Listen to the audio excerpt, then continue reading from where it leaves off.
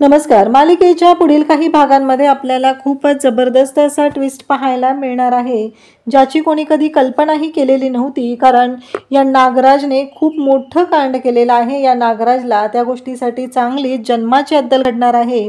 कारण नागराजला असं वाटत असतं की त्याने जे काही केलेलं आहे ते मात्र बरोबरच आहे आणि त्याचबरोबर त्याचं असं म्हणणं आहे की काहीही झालं तरीही मी या सगळ्यामध्ये अडकला नाही गेलो पाहिजे, एवढंच त्याच्या डोक्यात असतं. परंतु नागराजने जो गुन्हा केलेला आहे त्या गुन्ह्याची शिक्षा मात्र नागराजला चांगलीच मिळणार असते. कारण त्याने काहीही केलं तरीही त्याला जे वाटत होतं त्यापेक्षाही त्याने वाईट कृत्य केलेलं आहे आणि नागराजची वाट लागताना आपल्याला पाहायला मिळणार आहे. नागराजला सायली आणि अर्जुनने रंगेहात पकडलेला आहे. कारण नागराज तिथून पळून चाललेला होता तेव्हा तो अर्जुनला धडकतो आणि अर्जुनला प्रश्न पडतो की नागराज काका असे का चाललेले आहेत, नक्की काय झालेलं आहे, अचानक नागराज काका असे का वागत आहेत. हा प्रश्न जेव्हा अर्जुनला पडलेला असतो तेव्हा मात्र अर्जुनने नागराजला पकडलेला आहे आणि त्याच वेळी सायली धावत येते आणि सांगू लागते की नागराज काकांनी मधुभाऊंना मारण्याचा प्रयत्न केलेला आहे. आणि मग अर्जुन आणि सायली नागराजला पोलिसांच्या ताब्यात देणार आहेत. हे सगळं कशा पद्धतीने घडणार आहे ते आपल्याला पाहायला मिळणार आहे. त्यासाठी हा व्हिडिओ शेवटपर्यंत पहा. त्याचबरोबर चॅनलवरती नवीन असाल तर चॅनलला सबस्क्राईब करा, व्हिडिओला लाईक करा. तर इकडे आता हॉस्पिटलमध्ये खूप मोठ्या गोष्टी घडत असतात. कारण याचा कोणी विचारही केलेला नसतो. कारण मधुभाऊंची तब्येत ही वाढत क्रिटिकल झालेली असते. सायली आणि अर्जुन दोघंही आता इकडे महिपतकडे गेलेले असतात. महिपतकडे गेल्यानंतर सायली आणि अर्जुन हे सगळं आता हँडल करण्याचा प्रयत्न करत आहेत. सायलीला खात्री आहे की हे सगळं महिपतनं केलेलं आहे आणि म्हणूनच सायली तिकडे गेलेली असते. महिपत मात्र दारूच्या नशेत असतो आणि इकडे महिपत या आनंदात असतो. त्याला माहीतच नसतं की मधुभाऊ हे अजून जिवंत आहेत, म्हणजे ते पूर्णपणे मेलेले नाहीत, ही गोष्ट माहीतच नसते. नागराज आणि महिपतला ते दोघंही खुश झालेले असतात की आपण संपवलेला आहे. म्हणून तर इकडे नागराज ज्या पद्धतीने आता महिपतकडे सांगायला आलेला असतो, आनंदाच्या भरात हे सगळं सांगत असतो, ते मात्र आता नागराज तिथून गेल्यानंतर महिपत सेलिब्रेट करत असतो. परंतु सायली तिथे येते आणि महिपतला धमकावते. एक गोष्ट लक्षात ठेवायची आहे, पुन्हा जर का माझ्या घरातल्यांच्या वाटेला जायचा विचार केला तर गाठ माझ्याशी आहे, असं म्हणत सायलीने महिपतची हवा काढलेली असते. त्याला दाखवून दिलेलं असतं की महिपत तुला आता जिवंत सोडणार नाही. या भाषेमध्ये सायली महिपतला बोललेली असते. तेव्हा अर्जुन तिच्यासोबत असतो. महिपत सायलीला मारण्याचा प्रयत्न करत असतो, परंतु सायली मात्र तिथे महिपतला पुरून उरत असते. कारण अर्जुन सोबत असल्यामुळं आणि त्याचबरोबर मधुभाऊंच्या जीवावरती कोणतरी उठलेला आहे, ही गोष्ट सायलीला सहनच होत नाही. कारण या सगळ्यांमध्ये मधुभाऊंचा काहीही दोष नाही आणि मधुभाऊंना कारण नसताना हे सगळं सहन करावं लागत आहे. या गोष्टीचा त्रास इकडे खूपच होत असतो. त्याचबरोबर अर्जुनसुद्धा भयानक असा चिडलेला असतो. अर्जुनने ठरवलेलं असतं आता शांत राहायचं नाही, कारण मधुभाऊंच्या जीवाचा प्रश्न आहे, मधुभाऊंच्या जीवावरती हे उठलेले आहेत, तर यांना सोडायचं नाही. अशा पद्धतीने सायलीने आता ठरवलेलं असतं. त्यासोबतच इकडे आपल्याला पाहायला मिळतं की जेव्हा या सगळ्या गोष्टी घडत असतात तेव्हा मात्र इकडे सायली तिथे महिपतला दम देते आणि त्याला म्हणू लागते की एक गोष्ट कायमस्वरूपी लक्षात ठेवायची आहे की काही झालं तरीही माझ्या मधुभाऊंपासून लांब राहायचं. आणि आता तुम्ही अर्जुन सरांनाही धमकी दिलेली आहे, एवढं लक्षात ठेवायचं आहे की अर्जुन सरांच्या केसालाही जरी धक्का लागला तर गाठ माझ्याशी आहे. या भाषेत इकडे सायली बोललेली असते आणि त्यासोबतच इकडे पाहायला मिळतं की अर्जुनने सुद्धा महिपतला धमकावलेलं असतं. आता सायली आणि अर्जुन हॉस्पिटलकडे निघालेले असतात. हॉस्पिटलमध्ये इकडे प्रताप तोपर्यंत थांबलेला असतो आणि सायली आणि अर्जुन दोघंही हॉस्पिटलमध्ये येतात आणि सायली विचारातच असते. सायलीला कळत नसतं की मी काय करू, या सगळ्यातून कसं मधुभाऊंना बाहेर काढायचं आहे. हा जो महिपत आहे त्याची मजल तर वाढतच चाललेली आहे. तो ज्या पद्धतीने वागत आहे त्या पद्धतीने त्रास तर होत आहे, हे सगळं लक्षात आलेलं असतं. आणि इकडे महिपतच्या मात्र आता शिट्ट्या वाजलेल्या असतात. महिपतने त्या क्षणी आता नागराजला फोन केलेला असतो आणि तो नागराजला सांगू लागतो की काय केलेलं आहे, काहीही झालेलं नाही, तुमच्यामुळं तो चिरकुट आणि त्याची ती बायको इथं येऊन माझ्याकडे दम देऊन गेलेले आहेत आणि या सगळ्याला जबाबदार कोण आहे असं म्हणत इकडे आता महिपत बोलत असतो. आणि तेव्हा मात्र इकडे पाहायला मिळतं ते म्हणजे की नागराज म्हणतो की मी स्वतः संपवले, मी उडवले त्याला. परंतु इकडे मात्र महिपत म्हणत असतो की नाही, आत्ताच अर्जुन सुभेदार आणि त्याची बायको येऊन मला दम देऊन गेलेली आहे. त्याच्या बायकोचं तर असं म्हणणं आहे की ती मला उद्ध्वस्त करणार आहे, एवढा तिचा जीव, एवढं बोलून गेली ती मला, असं म्हणत महिपत चिडलेला असतो. आणि त्याच वेळी महिपत आणि नागराज या दोघांचंही बोलणं रविराज यांच्या कानावर पडतं.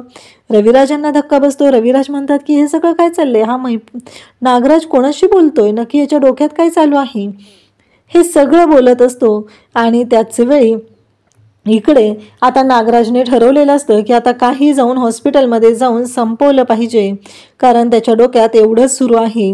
तो म्हणत असतो की मी आता शांत राहणार नाही, कारण काहीही झालं तरीही नागराजला महिपतनं सांगितलेलं आहे जर आता त्याला आपण संपवलं नाही तर आपण 113% जेलमध्ये जाणार आहे. आणि नागराजला आता भीती वाटायला लागलेली आहे, जर जेलमध्ये जायचं झालं तर खूप अवघड आहे, तिथून बाहेर आपल्याला कोणीच काढणार नाही. ज्या प्रॉपर्टीसाठी आपण इतके दिवस एवढं सगळं करत आहोत त्या गोष्टी अशा पद्धतीने घडत असतात. तेव्हा मात्र इकडे आता अर्जुन आणि सायली हॉस्पिटलमध्ये आलेले आहेत. तेव्हा इन्स्पेक्टर सावंत तिथं आलेले असतात. इन्स्पेक्टर सावंत बोलत असतात. अर्जुन त्यांना म्हणत असतो की मला नाही माहिती नक्की काय झालेलं होतं, कारण जेव्हा आम्हाला ही गोष्ट कळली आम्ही आत गेलो तेव्हा मात्र इकडे मधुभाऊ रक्ताच्या थारोळ्यामध्ये पडलेले होते आणि माझा मित्र अद्वैत चांदेकर तोच आम्हाला सांगण्यासाठी धावत आलेला होता. आणि मधुभाऊंना त्या अवस्थेत पाहून खरं तर आम्हालाही खूप धक्का बसलेला होता. इकडे नागराज मात्र आता हॉस्पिटलमध्ये पोहोचलेला आहे आणि हॉस्पिटलमध्ये नागराज हा मधुभाऊंच्या रूममध्ये आलेला आहे. नागराज मात्र भयानक असा चिडलेला आहे, कारण त्याला काहीही करून आता मधुभाऊंना संपवायचं आहे एवढंच त्याच्या डोक्यात आहे आणि म्हणूनच तो तिथे आलेला असतो. सायली मात्र विचार करत असते इन्स्पेक्टर सावंतांशी बाकीच्या फॉर्मॅलिटीज आता अर्जुन पूर्ण करून घेणार असतो, म्हणून सायली म्हणते की मी मधुभाऊंकडे जाऊन येते. आणि सायली मधुभाऊंच्या रूमकडे जायला निघालेली असते. आणि इकडे महिपतने सांगितल्याप्रमाणे नागराजने आता मधुभाऊंच्या तोंडावरचा मास्क जो आहे तो काढलेला असतो आणि तो मधुभाऊंशी ज्या पद्धतीने वागत असतो, म्हणजे मधुभाऊंना त्याला संपून टाकायचं असतं, हा सगळा त्याचा प्लॅन असतो. आणि मग तो मधुभाऊंच्या तोंडावरचा मास्क काढत असतो. त्यासोबतच इकडे पाहायला मिळतं की अर्जुन त्याचबरोबर सायली, आता अर्जुन तर इन्स्पेक्टर सावंतांशी बोलत आहे, इकडे BP, पल्स रेट, त्याचबरोबर ऑक्सिजन जे मशीन असतं ते मशीन चेक केलं जात असतं. आणि तेव्हा मात्र इकडे आता महिपतने सांगितल्याप्रमाणे नागोबा जो आहे तो मूर्खासारखं वागायला लागलेला आहे. नागोबाला जरासुद्धा लाज वाटत नाही आहे की आपण जे वागतोय त्याचा परिणाम काय होणार आहे या गोष्टीची जाणीवसुद्धा त्याला नाही आणि त्याने त्या पद्धतीने वागायला सुरुवात केलेली असते. तेव्हा मात्र इकडे आता सायली नेमकी त्यावेळेस तिथं आलेली असते आणि सायली तिथे येते आणि पाहते तर काय, मधुभाऊंचं मशीन जे आहे ते बंद का पडले हा प्रश्न सायलीला पडतो. त्यावेळेस ती जोरात ओरडते, डॉक्टर, नर्स असं म्हणून ती ओरडू लागते. तेव्हा डॉक्टर, नर्स धावत येतात आणि मग ते पाहतात तर काय, मधुभाऊंच्या चेहऱ्यावरती तिथे म्हणजे तोंडावर जो ऑक्सिजन लावलेला आहे तो मास्क निघालेला असतो. सायली म्हणत असते की हे सगळं काय झालेलं आहे, हे सगळं अचानक असं कसं झालं, हा प्रश्न सायलीला पडलेला असतो. तोपर्यंत अर्जुन इकडे आता सावंतांशी बोलत असतो. तेवढ्यातच सावंत आणि अर्जुन दोघंही आता मधुभाऊंच्या रूमकडे जायला निघतात आणि रस्त्यातच तिथून इकडे नागराज पळून जाताना अर्जुन पाहतो. अर्जुन म्हणतो की नागराज काका हॉस्पिटलमध्ये का आले होते आणि ते पळून का चाललेले आहेत. इकडे हा प्रश्न अर्जुनला पडलेला असतो. नागराजने मात्र त्याचं काम केलेलं असतं. मधुभाऊंचा ऑक्सिजन मास्क काढलेला असतो, कारण ऑक्सिजन पुरवठा बंद झाला तर मधुभाऊ कायमच्या ढगात जाणार असं त्याला वाटत आहे आणि म्हणूनच त्याने हे सगळं केलेलं असतं. आणि त्यासोबतच इकडे पाहायला मिळतं ते म्हणजे सायली आता तिथून निघालेली असते. सायली डॉक्टरांना म्हणत असते की मी इथेच बसून राहणार आहे, माझ्या मधुभाऊंच्या बाबतीत हे सगळं काय घडतंय. मधुभाऊंच्या बाबतीत जर असं काही झालं तर मी ते सहन करू शकणार नाही असं म्हणत सायली तिथंच बसलेली असते. सायली तिथून हलणार नसते एवढं सायलीनं ठरवलेलं असतं, कारण मधुभाऊंना काही होता कामा नये असं सायलीला वाटत असतं. त्यासोबतच इकडे पाहायला मिळतं ते म्हणजे सायली धावत येऊन आल्यामुळंच इकडे मधुभाऊंचा जीव वाचलेला असतो. डॉक्टरांनी पुन्हा ऑक्सिजन लावलेला असतो आणि डॉक्टर म्हणतात की ते आत्ता स्टेबल आहेत, काळजी करायची काही गरज नाही आहे. काहीतरी टेक्निकल एरर झालेले असतील आणि त्यामुळंच त्यांचा जो ऑक्सिजन मास्क, सायली म्हणते ही काय टेक्निकल एरर असू शकते, काही काय सांगताय तुम्ही, कारण ही टेक्निकल एरर असूच शकत नाही आहे अशा भाषेत सायली बोलत असते. तेव्हा मात्र इकडे सायली म्हणत असते की शक्यच नाही आहे हे सगळं असं होणं, हे तुम्ही जे बोलताय ना हे पूर्णपणे चुकीचं आहे, कारण अशा गोष्टी घडणं शक्यच नाही. ही टेक्निकल एरर कशी असू शकते, तुमचं दुर्लक्ष झालेलं आहे आमच्या पेशंटकडे. आता मी इथेच थांबून राहणार आहे, मी इथून कुठेही जाणार नाही असं सायली बोलत असते. तेव्हा मात्र इकडे डॉक्टर म्हणत असतात की अहो काळजी करू नका, झालेलं आहे चुकून, आम्ही आमची चूक मान्य करतो. परंतु सायली म्हणते की नाही, आता सायली मधुभाऊंच्या शेजारीच बसून राहणार असते हे सायलीने ठरवलेलं असतं आणि त्यामुळंच सायली आता तिथे बसलेली असते. त्यासोबतच इकडे आता अर्जुन म्हणत असतो की नाही मला काहीतरी गफलत वाटत आहे, हा विचार अर्जुनच्या डोक्यात सुरू झालेला असतो. अर्जुन म्हणत असतो की मला ना कळत नाही आहे की हे सगळं काय घडतंय. आणि इकडे आता सायली मधुभाऊंच्या जवळ आहे. अर्जुनला प्रश्न पडलेला आहे की नागराज काका इथून का पळून चाललेले होते. तेवढ्यात इन्स्पेक्टर सावंत तिथे आलेले असतात आणि अर्जुन सायलीला म्हणत असतो की नागराज काका आले होते ग सायली. सायली म्हणते नागराज काका आले होते, मग ते आपल्याला का भेटले नाही आहेत. तेव्हा सायली म्हणते की मला असं वाटतंय की नागराज काका हे मधुभाऊंच्या रूमकडून पळत चाललेले होते, म्हणजेच त्याच्यामध्ये काहीतरी वेगळं कारण आहे अर्जुन सर, मला ना काहीतरी वेगळं जाणवतंय. हे ऐकल्यानंतर अर्जुन म्हणतो म्हणजे तुला काय म्हणायचं आहे. तेव्हा सायली म्हणत असते की नागराज काकांनी तर मधुभाऊंना. सायली म्हणते काय, सायलीला अर्जुन म्हणू लागतो तू काय पण बोलते सायली, असं काही नाही झालेलं, उगीच चुकीचा अर्थ नको काढूस. तेव्हा सायली म्हणत असते की नाही नाही अर्जुन सर, मला जे वाटते ते मी अगदी मनापासून तुम्हाला सांगते. तेव्हा इन्स्पेक्टर सावंत म्हणतात म्हणजे तुम्हाला काय म्हणायचं आहे. तेव्हा सायली म्हणते की मी जेव्हा तिकडच्या बाजूला चाललेले होते तेव्हा मला जे दृश्य दिसलेलं होतं ते मात्र असंच होतं की मधुभाऊंच्या रूममध्ये कोणीतरी लपून बसलेलं आहे आणि दबक्या पावलांनी कोणीतरी गेलेलं आहे हे मला जाणवलेलं होतं, म्हणून मी बोलत आहे. इन्स्पेक्टर साहेब म्हणतात की ॲडव्होकेट अर्जुन सर, मला असं वाटतंय की मॅडम म्हणतात त्या गोष्टी पण आपण तपासून पाहिल्या पाहिजेत, कदाचित असं काहीतरी असू शकतं. आणि हे ऐकल्यानंतर अर्जुन आणि सायली दोघंही म्हणत असतात. सायली म्हणत असते की मला ना काहीतरी वेगळं जाणवतं अर्जुन सर, का माहिती का तुम्हाला, कारण तुम्ही विचार करा ना, प्रिया आणि नागराज काका यांचं रिलेशन काय होतं, ते कसे होते ते. नागराज काका आणि प्रिया या दोघांचं खूप जमायचं ना एकमेकांबरोबर. आणि मग नागराज काका बघितलं ना नेहमी कसे वागायचे, प्रियाच्या बाजूने असायचे ते, आणि प्रत्येक वेळेस प्रिया पण नागराज काका त्यांच्याशी फोनवर पण बोलत असायची ती सारखं. हे सगळं बोलणं चाललेलं असतं. आणि तेव्हा मात्र इकडे पाहायला मिळतं ते म्हणजे की नागराज खूप घाबरलेला असतो. तो धावतच आता घरी येतो. घरी आल्यानंतर नागराजच्या डोक्यात एक वेगळाच विचार चालू झालेला असतो. घरी आल्यानंतर नागराज मात्र आता घाबरलेला असतो, तसाच रूममध्ये जातो. तेव्हा सुमन म्हणते की अहो काय झालं, म्हणजे तुम्ही आलात पण रूममध्ये गेलात पण नक्की काय झालं, तुम्हाला मी बोलवत होते तरीही तुम्ही इकडे समोर नाही आलेलात. तेव्हा नागराज आता म्हणत असतो की नाही तसं काही नाही झालेलं, मी कामात होतो ना म्हणून ऐकलं नाही आहे. खरं तर नागराजची चांगलीच घाबरगुंडी उडालेली असते. त्याला कळत नसतं की आपण जे केलेलं आहे ते काय आहे, चुकीचं तर नाही आहे ना. आता एका गुन्ह्यामध्ये अडकायचं नाही म्हणून नागराजकडून आता डबल गुन्हा होत असतो. त्याला असं वाटत असतं की त्याने ज्या गोष्टी केलेल्या आहेत त्या मात्र बरोबरच आहेत, कारण त्याला स्वतःला त्यातून बाहेर पडायचं आहे. सायली अर्जुन दोघंही, अर्जुन सायलीला समजूत घालत असतो काळजी करू नको, आपण डोळ्यात तेल घालून लक्ष ठेवायचं आहे. आणि इन्स्पेक्टर सावंतांना मी आता एक हवालदार सिक्युरिटी मागवलेली आहे मधुभाऊंसाठी, कारण काहीही झालं तरीही मधुभाऊ जे आहेत ते कशा पद्धतीने हे सगळं झालेलं आहे ते आपल्याला माहिती आहे. त्यामुळं अजिबात काळजी करू नकोस, आपण आहोत ना आणि आपण सगळ्या गोष्टी व्यवस्थित करूया. इकडे आता नागराज महिपतला फोन करतो आणि महिपतला सांगू लागतो की आजचाही डाव फसलेला आहे, कारण मी त्या थेरड्याला संपवायला तिथं गेलेलो होतो पण गोष्ट वेगळ्याच बाजूला गेली. तेव्हा महिपत म्हणतो की बरोबर आहे, तुमच्याकडून काही अपेक्षा करणं चुकीचंच आहे, कारण तुम्ही कुठलीच गोष्ट चांगली करू शकणार नाही हे मला आता कळून चुकलेलं आहे. तेव्हा मात्र इकडे नागराज म्हणत असतो, अरे महिपत काय बोलतोयस तू? मी जे खरं आहे ते सांगतोय ना. मी चांगले प्रयत्न केलेले होते, पण अचानक तिथं सायली कडमडली आणि ह्या सगळ्या गोष्टी झालेल्या आहेत. तेव्हा मात्र महिपत नागराजवरतीच ओरडत असतो. अर्जुन मात्र सायलीची समजूत घालत असतो. अर्जुन म्हणत असतो की बाद झालं, आतापर्यंत खूप सहन केलेलं आहे सायली, आता आपण डोळ्यात तेल घालून इकडे मधुभाऊंकडे लक्ष ठेवायचं आहे.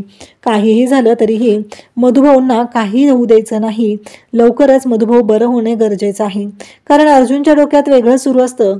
अर्जुनला वाटत असतं की एकदा का मधुभाऊ शुद्धीवर आले की मग मात्र आपल्या समोर सत्य येणार आहे, आणि ते म्हणजेच की मधुभाऊ शुद्धीवर आले की आपल्याला कळणार आहे की सायलीचे आईबाबा कोण आहेत. इकडे सायलीने महिपतला तर धमकावलेला आहे, पण अर्जुन आणि सायली या दोघांनाही डाऊट येत असतो, कारण प्रत्येक वेळेस कोर्टात सुद्धा नागराज ज्या वेळेस तिथे येत होता त्यावेळेस नागराजचं जे वागणं होतं ते वेगळं असायचं. तो महिपत प्रिया यांच्यासोबत पाहिल्याचं सायलीला जाणवत असतं. तेव्हा मात्र अर्जुन म्हणत असतो की बाद झालं, आता कोणावरच विश्वास ठेवायचा नाही. आणि मधुभाऊंच्या बाबतीत असं सगळं घडलेलं पाहून सायली आणि अर्जुन खूपच सावध झालेले असतात, कारण सायलीला वाटत असतं की मधुभाऊंच्या जीवावरती कोणीतरी उठलेला आहे, तो महिपत आहे. ही गोष्टही तिला कळलेली असते, परंतु आता मात्र सायली म्हणत असते की नाही, काहीही झालं तरीही हे सगळं जेव्हा घडत आहे तेव्हा मात्र नागराजची घाबरगुंडी उडालेली असते. नागराज घरी येऊन फोनवरती बोलत असतो. तो महिपतला सांगत असतो की आजचा पण डाव फेल झालेला आहे, त्याला उडवायचा होता पण ते पॉसिबल झालेलं नाही, असं सगळं सांगत असतो. महिपत म्हणत असतो की नागराज शेठ, तुमच्याकडून काय अपेक्षा करणार आहे सांगा बरं. मला वाटलेलं की सकाळी तरी काम नीट झालं असेल, पण आता दुसऱ्या गोष्टी पण तुम्ही नीट केलेल्याच नाहीत. हे सगळं बोलणं चाललेलं आहे. आणि तेव्हा मात्र इकडे महिपत नागराजला ओरडत असतो, आणि त्याचवेळी हे बोलणं ऐकलेलं असतं ते म्हणजे रविराजने. रविराजला धक्का बसतो. रविराज म्हणतो की म्हणजे हा नागराज जो आहे तो हॉस्पिटलमध्ये गेलेला आणि तिथं गेल्यावर त्याने कांड केलेला आहे, ही गोष्ट रविराजला कळते. तेव्हा रविराजलाही धक्का बसलेला असतो. म्हणजे या नागराजला आपण आपला भाऊ म्हणवतो, पण तो आपल्याच जवळच्या व्यक्तीच्या अंगावर जीवावर उठलेला आहे, आणि त्याचबरोबर तो अशा पद्धतीने चुकीचं वागत आहे. या गोष्टीचा त्रास मात्र रविराजला सुद्धा झालेला असतो. त्यासोबतच इकडे सायलीने महिपतला धमकी दिल्यामुळं महिपतसुद्धा पिसाळलेला असतो. आणि त्याचबरोबर हे सगळं जेव्हा घडत असतं तेव्हा मात्र इकडे पाहायला मिळतं की मधुभाऊंचा जीव वाचलेला आहे, पण सायलीनं ठरवलेलं आहे की आता मधुभाऊंच्या जवळपासही कोणाला फिरकू द्यायचं नाही, कारण मधुभाऊ हे खूप महत्त्वाचे आहेत, सायलीचे आईबाबा आहेत. आणि अर्जुनचं असं म्हणणं आहे की मधुभाऊ एकदा का शुद्धीवर आले की सायलीचे आईबाबा कोण आहेत हे सत्यसुद्धा आपल्याला कळणार आहे, असं अर्जुनचं म्हणणं आहे.